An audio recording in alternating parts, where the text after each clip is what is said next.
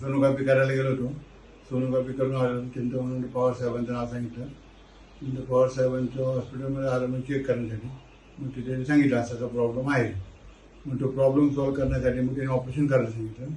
Operation करायला घेतलं. Operation करून झाल्यानंतर एक 15-20 दिवसांनी केमो घ्यायचं होतं. तो घ्यायचा होता. हॉस्पिटलमध्ये जे लोक आहेत हे मावशी सिस्टर वगैरे सगळे एक कामाला कुठल्याच कामाला की अलगदीपणा नाही.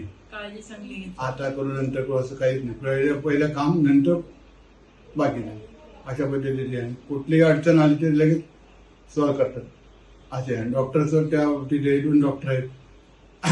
ते डॉक्टरचं पण तसंच आहे. कधी अडचणी आली तरी लगेच जाऊन पेशंटला पहिलं बघणार नंतर बाकीचं असे.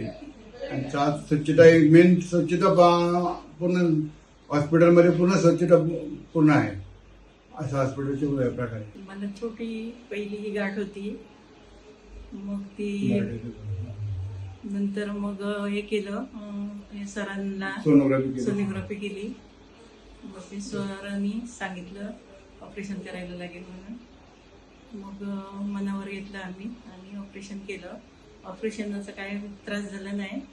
सगळं चांगलं नॉर्मल झालं.